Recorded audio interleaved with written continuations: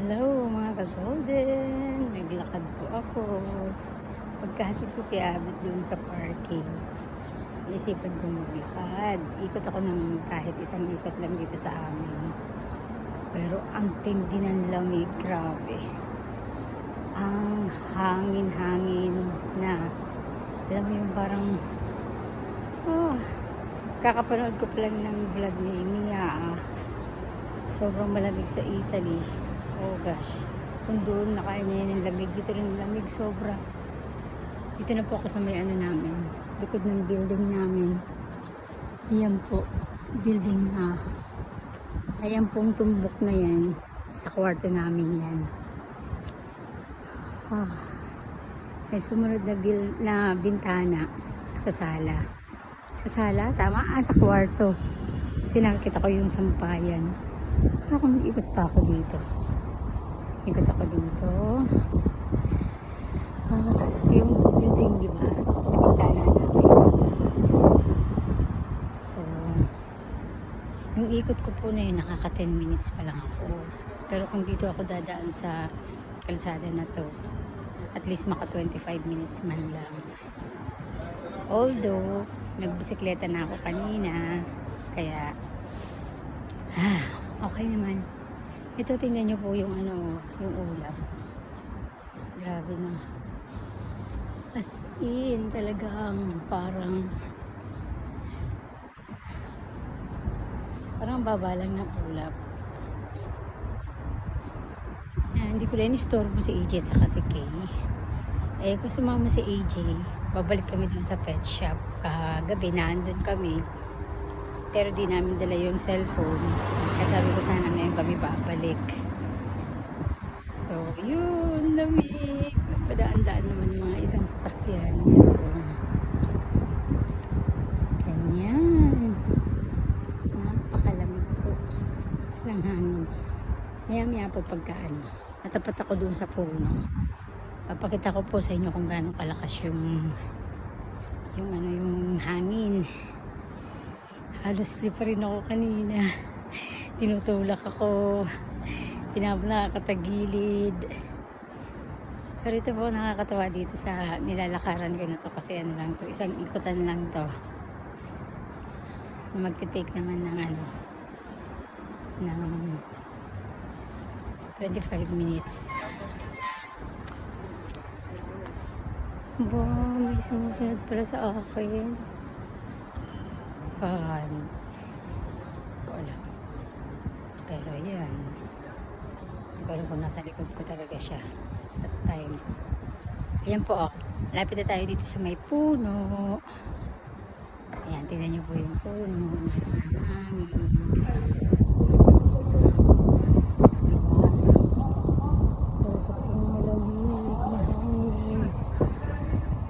I think pagpasok ko sa yan, nakita niyo po. Pagpasok ko po sa bahay, baka mag-cheat ako, buksan pa yung heater para mainit, ma-warm.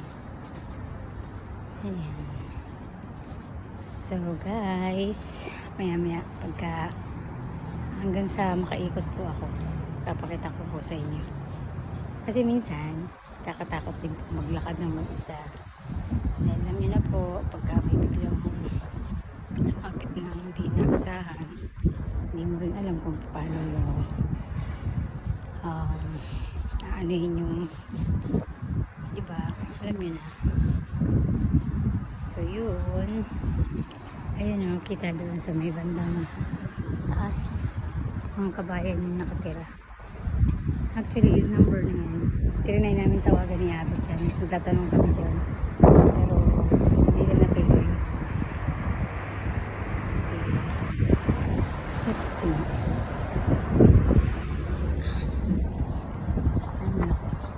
kailangan ko nang ipasok yung kamay ko sa sa bulsa ko dahil giniginaw na kamay ko. In fairness naman, meron din naman mga tao dito sa kalsada. Ayan, so ayan, bale Paikot na ako. Pero, alam ko ito yung lalaki tinawag nung ano eh. Tinawag nung nakabike kanina. Nagtataka ako, bakit nandito na siya? Siguro ano siya doon, dumaan siya papunta doon. Galing doon, papunta dito. So, mukha namang bata pa. Ayun si kuya, mukhang kabayan yun. May mga lang din po naglalakad. So, safe naman po hanggat hindi ka naman napupunta sa madilim. Ayan, tinig ko nga po, i-check ko yung oras kung sa pag-ikot ko na to ilang minutes ako, parang 15 minutes lang.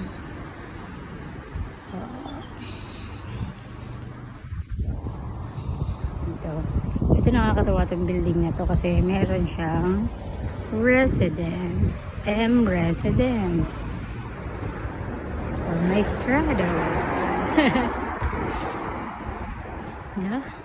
Nalabasan na ako ng sipon.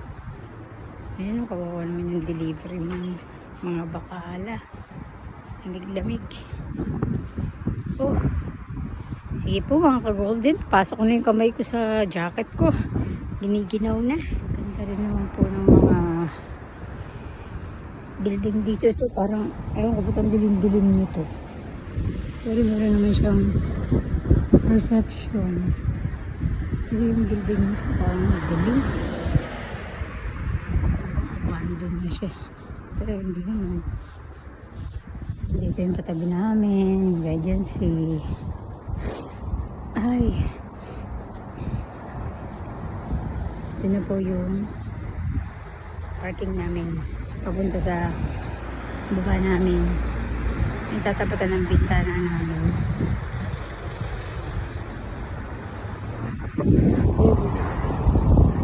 Ayan. Tapat nun is yung wall na yun is yung sa bintana nila AJ. Lamig. Yun na yung amin. BBN.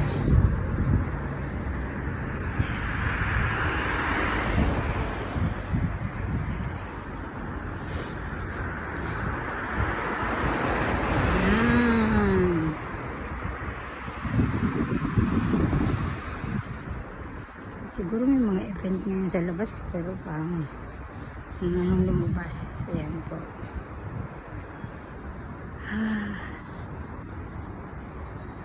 Bye! Thanks for watching!